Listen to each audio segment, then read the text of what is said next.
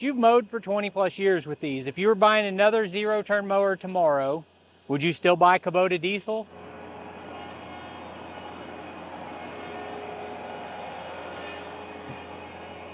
I could tell a difference between these two mowers in that cut test. Hey, it's Brock here with Rock Hill Farms, and I'm down here today to look at some Kubota diesel zero-turn mowers and kind of compare them to this Cub Cadet mower that I've been demoing on the channel for the last couple weeks, and try to understand where the consumer is for this, why someone's going to want to spend that extra money, because these commercial diesel mowers are not cheap items. So I want to do kind of a comparison with them and check them out today. Now this is my neighbor Isaac, who owns 4 of these Kubota diesel mowers, and I'm going to let him tell you why he spends the money on these. Hi, my name's Isaac with SC3 Farms. Like he said, I have 4 diesel mowers that are Kubotas. Got a ZD21, ZD331, and I have 2 1511s. What I like about these mowers is that they're heavy built, easy access to lubricate and grease things, and do easy maintenance when service time calls upon. Also with air ride seat, easy cockpit adjustments for the consumer on the fly with lifting the deck with such as your foot, setting the park brake with your foot. A lot of open areas on the machine you can have to work with. So how long have you been using Kubota diesel mowers? We got our first mower back in 2003. So we're talking about 21 years using these diesel zero turns, which is a lot different than my 2 weeks with this Cub Cadet. But I'm going to see if I can get him to run it, and if he'll let me, I'm going to run this Kubota after we do our walk around and see how they mow, how they move, because this mower is going to cost almost twice as much as this expensive Cub Cadet. As we look at some differences here, you know, I've been bragging on this Cub Cadet mower. I think it's a great mower, but we're just going to look for things that are different. So this is a single belt. The belt on this Kubota is a double belt. And I think you said that you almost never change those belts. I've only changed one, and that belt went 18 years on a 21. But as far as these mowers at 331 and on, I have not had to change a belt one. Even with the engine compartment, I have not had to change a belt. 18 years, 4 Kubota diesel mowers, changed one belt. Now if we look up under here, this has a PTO drive shaft, like you'd have on a tractor. Whereas all of the zero-turn mowers that I've personally looked at were driven off of a belt. I don't think it takes a lot of opinion to say that I'd rather have it driven off of a shaft. So this is a serviceable gearbox. We've got serviceable points here. We've had a big argument already about serviceable and non-serviceable bearings. We're not having that debate again, but all of this is serviceable and easy to access. Now, one problem that we all face is maintenance. You got to get under the deck. I'm familiar with this, but I've never actually seen it used. So you mind showing us how to lift that up? Very simple. So make sure you always put your pin in your tire. You got to make sure your tire is lined up with the hole, with the cast that goes around the wheel. Make sure your pin is in slot, so that way it makes sure the wheel don't turn, you don't have any accidents. Pull this lever here up, and you'll slide it in to where it locks in, and then you start turning it clockwise. And as you start to see, you'll see this pivot arm here. That side will come up, this side will go that way as it starts to jack up the front of the mower.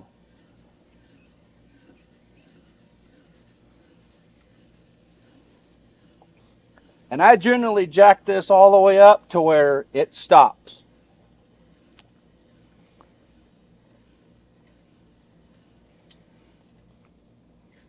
So when I see this, I think the same thing I said about the steering system on the Cub Cadet. That's the best system I've seen. I've never seen anyone else who builds something into it where they can easily and safely lift their deck up that way. Do you have a pin that locks that in place, or is it just the jack screw? Yes, there is a pin that goes in place. It goes right through there and goes through the back. I thought I could see where that goes. So that is an awesome feature. I've got a $300 mower jack that I like, that I use to lift all my mowers. but it's something else not only that I have to buy, but it's something I have to store, and it always seems like it's in the way. So having it built into the mower, pretty sweet. So I said the other day this was the nicest zero-turn mower I've ever seen, but these are not a head-to-head comparison because I've been comparing $15,000 mowers. Now, if you compare a $15,000 mower to a $5,000 mower, there's going to be a whole range of things that are not apples to oranges. So this is not an apples to oranges comparison, really. The biggest difference on these is a diesel engine on the Kubota, and everyone knows you're going to pay more for a diesel engine, and with the belief that I still believe that it's going to last longer. Another thing that's a big difference between these is the way the deck height is controlled. Mine and the majority of zero turns, you lift the deck by pushing a pedal with your foot and then you move a pin. I've used John Deere's that had like an electronic deck height adjustment. I did not care for that. It's one more thing to go wrong, having an electric solenoid that raises your deck. These are hydraulically controlled, and I haven't actually seen it in action, so let's see how that works. All right, so I'm going to show you how we adjust the deck height. So we'll start the mower up, of course, in park position, levers out, and you have to be in the seat or it will not start. Before you get going, is this a true air ride? It is an air ride. There is an actual pump. You can let it out or you can lift it up. What's nice about this mower is you have the foot controls. You don't have to use your hands. So this lever here will raise the deck. This one lowers it. Now to change it, it is right here on this side of my right leg. So to change it, you'll raise it up. I mow about a 2.5, which is what it's set at currently. So say like if you like to mow a little bit taller or shorter, you can turn the knob counterclockwise, say we'll go to 3 inches. We're at 3, and I hit my lever to drop it. And it's all hydraulically done. We can raise it up, come back to the knob, say you want to mow it to 2. We can go to 2 inches, you can drop it down. How reliable do you find that deck height adjustment system to be? It is pretty reliable. I've asked you about that and the belts all around after 20 years. How reliable is this machine? How often has it broken down on you? I have not. I only had one breakdown, which was self-inflicted, which of course you may find a hitting object in your yard you may not see and you hit it. But other than that, that is the only major breakdown that we've ever had. So you've got your height adjustment pedals there, and then this is the control knob. When the deck is up, you just rotate this, and that turns a physical cam. Here is the gear controlled, and it has a shaft that comes down that is slotted. And then whenever you lower the deck, kind of going back to electronic to make sure it's reliable, there is a little knob right here that makes sure that this does not turn when the deck is all the way down. Everything's very accessible in here. Now, because this machine runs hydraulics is a big reason it's going to be more expensive. And then this Kubota engine, did you say it was about 30 horsepower? 30.8. Now the Cub Cadet is 35 horsepower, but there's always a difference between horsepower and torque and performance. So this motor here on the 1511, it's a V1505 engine. It's a 4-cylinder with a turbo. It does have the DPF filter, of course, which that is some things that people don't like, but I've been able to get along with it. One thing I would say, if someone was to buy one of these mowers, the worst case scenario, the only time a mower should be idling is if it's warming up or you're getting off to go pick something up. Anytime you're running it, it should be wide open, not half throttle, not idling, wide open, and you will not have any issues with the DPF filter. So we've got a little display here. What kind of information is given on that? As of course you hear the fuel pump. One thing about on this one, it is an actual motor controlled fuel pump.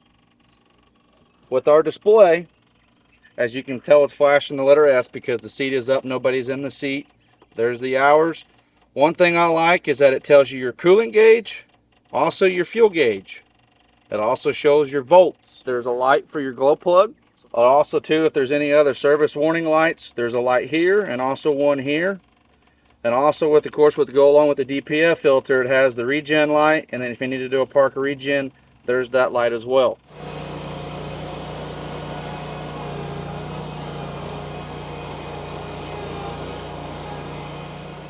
Here I'm demonstrating how well the Cub Cadet handles and turns across slopes and uneven terrain. And I'm super impressed with how well this mower does that.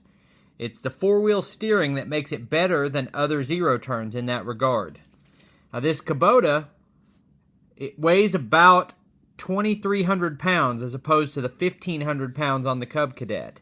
It also has all that flex and swivel in the front axle, which is letting it do really well on this ditch also. It did struggle a little bit when the wider deck bottomed out, but other than that, did pretty good.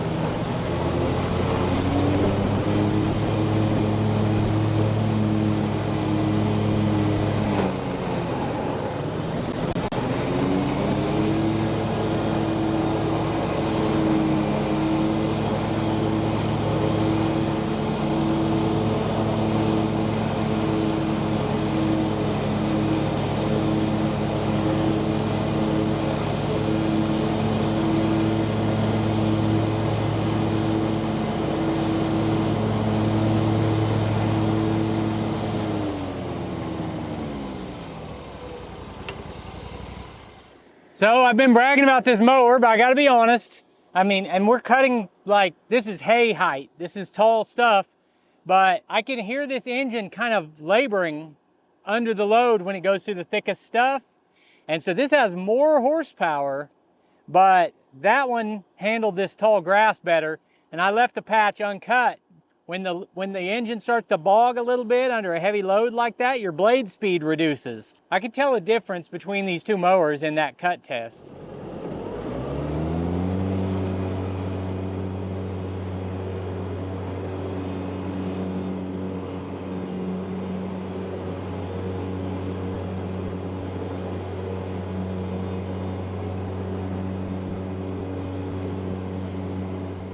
So I just realized that I keep talking about price in this video, but I haven't really said the price on this mower. The Cub Cadet is around a $15,000 to $16,000 mower, depending on a couple things. The mowers we're using right now, they paid around $24,000 for. But if you're buying the same thing today, you're probably going to spend $28,000. My buddy Brad at Piney Grove bought a little bit smaller version of this that's similar. Instead of a 1511 model, he bought a 1211, and he was able to get that used for $8,500. And I feel like he got one heck of a deal on that mower. Just don't tell him I said that, because this has got to be a secret between me and you and the tree. As far as Brad knows, I hate Kubota. Okay, so there's no doubt about it, that's a powerful mower. The first thing that got my attention was I'm used to handlebar zero-turn mowers that to go forward, your movement is like this. On that, it's really small. So something takes a little get of used to. Yeah. That's just all the hydraulics for you. It felt smooth, it felt powerful. I didn't mow enough to have an opinion, but you've mowed for 20 plus years with these. If you were buying another zero-turn mower tomorrow, would you still buy Kubota diesel? Yes, I would. I guess nothing replaces having years of experience using a machine and not many breakdowns. These mowers are high-end commercial mowers, but I'm pretty impressed with them. I appreciate you letting me play on it. You're welcome. Hope you enjoyed it. I appreciate you taking time to watch the video. I'll put links on the screen to a couple more of our videos, and I'll see you next time.